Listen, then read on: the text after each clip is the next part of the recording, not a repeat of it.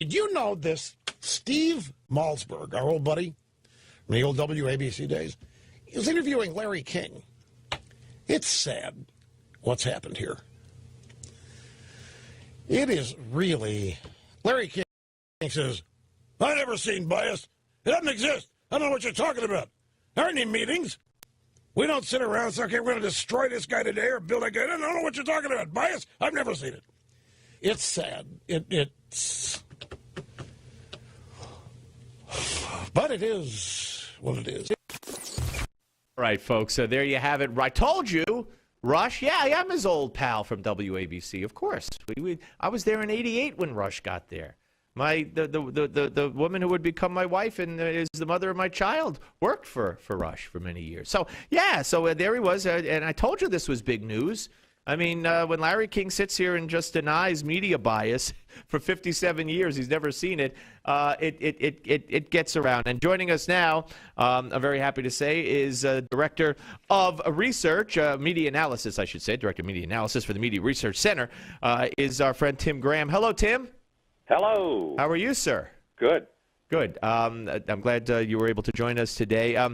I got to tell you, and you wrote a story about this at Newsbusters. Drudge posted a story. I mean, this thing really took off. For Larry King to say, I mean, that in 57. Well, let's play the first bite here. Let's play. I believe it's cut 18. I've been in the business 57 years. I have never seen a bias off the air or on. I've never seen anyone say, let's go get this person today. Let's really ram it into them. I've never seen it. If a Democrat or a Republican commits some horrendous story, the story will run, the networks will cover it. What the public doesn't understand is what they want is news. They're not going to try to, I've never seen it. And every time I ask, give me an example. Oh, Larry, I could sit here and I'd love to have you on for an hour. I could give you 3 days' worth of examples. I mean, I guess he's the one person I know who doesn't go to newsbusters.org.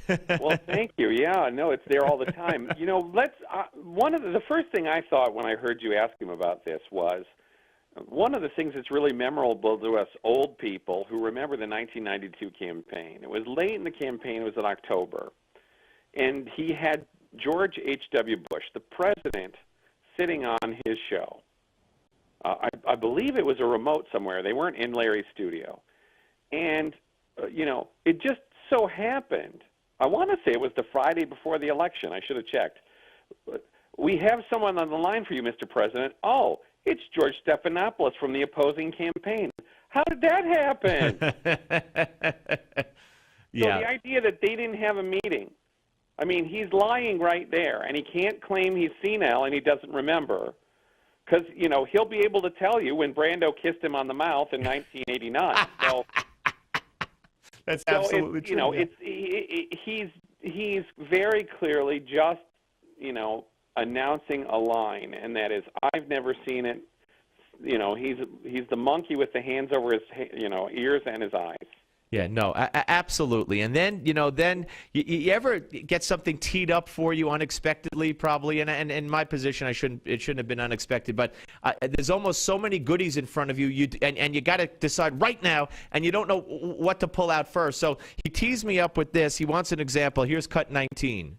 What was said my God. What was said by Brian Williams that you can tell me was slanted? Oh, I'm so glad you. All right. I'm glad you picked Brian Williams.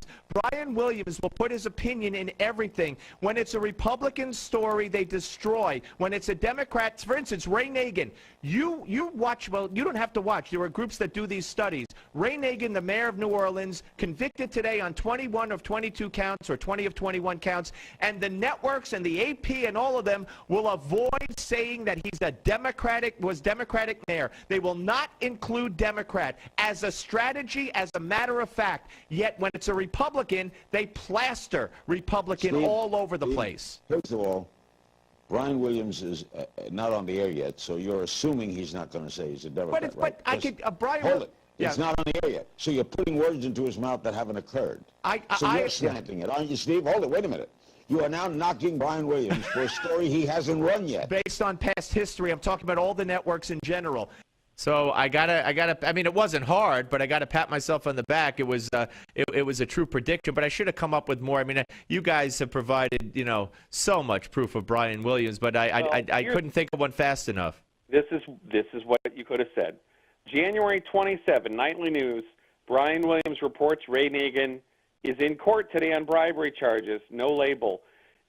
Seconds before, literally the previous story, seconds before, Florida Republican Congressman Trey Radel has resigned effective tonight. He pleaded guilty to cocaine possession. Yeah. I mean, and that's the shamelessness, is that Brian Williams is reading a script, and he knows which party Ray Nagin is in. Oh, of course he does. And so it's that whole idea that you would have two sentences right next to each other in your newscast. Florida Republican Congressman resigns. Oh, and a name from New Orleans past. It's that sort of shamelessness. And we've done this many, many times over the years, and you can go from every corrupt mayor, from Kwame Kilpatrick in Detroit, go over to Filner in San Diego, he's in the women. They're just never Democrats. And Gary Condit back in the day, 2002. Oh, my gosh, yeah. It was historic. I think we went back and Condit, I think, we had 100 mentions of him or whatever, and they never used the D, or almost never. And that's one of those things where you just have to say, come on.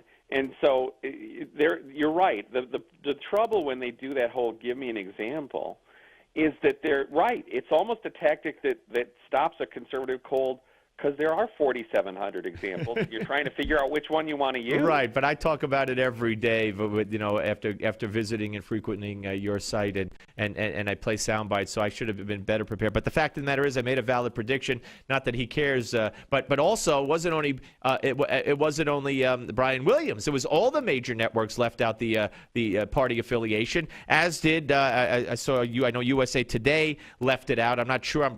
I could bet that others did too. But I know the three networks and USA Today all left out the party affiliation. Someone else was saying that NPR and Politico both did. I think that was the Free Beacon today. I haven't seen it all. Oh, you mean the anti-Clinton website? That's right. Well, here, this is a funny stat for you. I haven't published this yet. Maybe I'll do it this weekend. I played this little game because the New York Times the other day called the Free Beacon an anti-Clinton website, like everybody else. So I went into Nexus and I'm like, okay, let's try this. Edward Snowden within 20 of liberal. No articles. Edward Snowden within 20 of leftist. No articles. Edward Snowden within 20 of progressive. No articles. There's no label for the guy. There's not even a label around 20 words around him to describe who his fans are. Wow. I mean, and liberal is way too nice. Yeah, absolutely. How about traitor? Yeah, exactly. We're talking to Tim Graham. He is the Director of Media Analysis for the Media Research Center here on the Steve Malzberg Show. Okay, let's move on. I haven't talked about this yet, and I haven't weighed in on it or anything, but we're talking about the coverage of it here. Facebook yesterday created a whole bunch of categories. I don't even remember when I made my Facebook account, which is at Steve M Talk, that you had to put your sex, I guess, your gender, maybe you did. But now they've come up with a whole bunch of alternatives, something like 50 or so ways that you could label yourself beside male or female. And you wrote at newsbusters.org about the AP celebrating this fact, and they went on and on and on in their celebration, in their story, and had one little paragraph of dissent. Yeah, it's actually, I was almost a little taken aback that there was a paragraph of dissent, because what I've expected, AP has a guy named David Crary, and he usually does articles on the LGBT beat.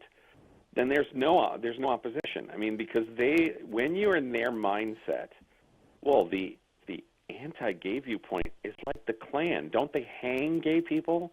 I mean, they're so rabidly opposed to that viewpoint that they ban it from their articles. I mean, and these are the same people that always say there's a ban on gay marriage, where there's a ban on conservative speech in AP stories.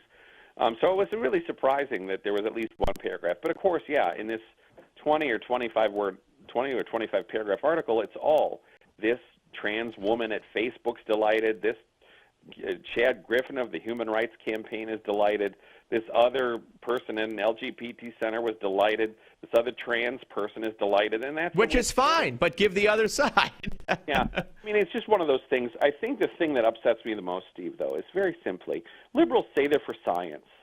You know, they make fun of the conservatives because, well, you guys have no grip on reality. You don't believe in evolution, blah, blah, blah. Okay, let's play biology with liberals. You don't think a baby is a baby till the woman decides it is in month 9. And now you can't even say a man isn't a man till he decides he is. Yeah, I mean, the new mantra is, among some that you're right, just because you're born a male or a female, until that boy or girl, or dare I say it, grows up and accepts that, then we have no right to assume that they're a boy or a girl. I mean, that's how crazy it's getting. Exactly. I mean, to a point where my neighbor joked to me over the snow shoveling yesterday. He goes, "Yeah, I think I'm going to decide I'm a little bit dog. I'm a dog born in a human body. Let's see how sensitive they can be to me." Well, I often think my dog, there's a human in there in a dog's body. I'll tell you that. That's a compliment to I think it's a compliment. I'm trying to compliment the dog. I don't know in the long run if I am or if I'm not. Listen, just all I could say is keep up the good work and and just keep doing what you're doing. And regards to everyone over there at Media Research Center, you guys do a wonderful job as always. Well, that was a fun interview. We were glad to spread that around. Well, thank you. I appreciate all you do for us too. Thank you, Tim. Yep. Take care. Tim Graham, ladies and gentlemen, here on the Steve Malzberg Show. I do want to read you, we at the Newsmax Facebook page, we have some people who weighed in. Quite a few people weighed in, but I took some of the ones I happened to choose. Karen writes of Larry King saying there is no media bias, and he's been there for 57 years. Karen writes, then he's not looking. Ronald writes, Larry is delusional, but of course he's a huge liberal himself, so wouldn't he conveniently not see the bias? Mike writes, not even his own bias? Question mark? Like that? Question? Raising my voice to a high... Okay. John writes, has he been in a coma for 57 years? Tina, he's old. He wouldn't know what bias is if it hit him in the head. I don't know if old has anything to do with it. Doug, liar or dumb as a rock. Jeff, does he even know the meaning of bias?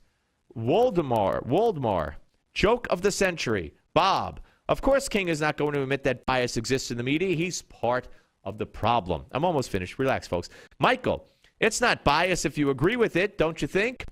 Marianne, did we get Ginger, by the way? We got Marianne. Marianne, is he choosing not to see or hear it, even though it's blatantly obvious to everyone else, even if we disagree which networks are biased? And finally, Ralph, I give Larry King a lot of credit for cogent interviews. However, never underestimate the naivete of liberal news hosts. All right, just a little sampling. I thought we would include that for you. By the way, some of you might be wondering, Noel Shepard, the associate editor of newsbusters.org, hasn't been on in recent weeks, and he has cancer, and it's a rare form of cancer. I can't give you the name. If you go to Twitter, it's at Noel Shepard. He's been tweeting his whole ordeal.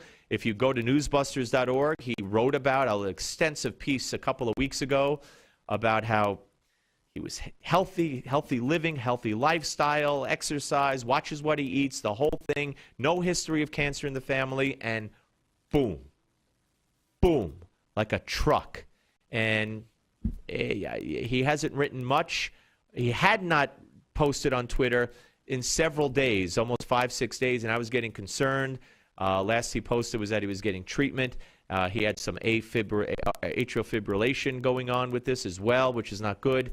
And today he retweeted some people who were well-wishers, wishing him well, including Chris Hayes of MSNBC and others. So I'm hoping that he actually did retweet it and that he's actually, well enough to be reading these and that the treatment's going well. But we wish Noel Shepard all the best. He's a great guy. I've known him for many, many years and only met him once in person. That was at the Minneapolis, the Republican National Convention in 2008 in Minneapolis. But I've had him on hundreds of times, I guess, over the years. So we wish him all the best. And Keep him in your prayers, will you? That would be very helpful. When we come back, Ron Christie. That's right. He's got the panel all to himself. We'll ask him what he'll do with that panel when we return on the Steve Malzberg Show.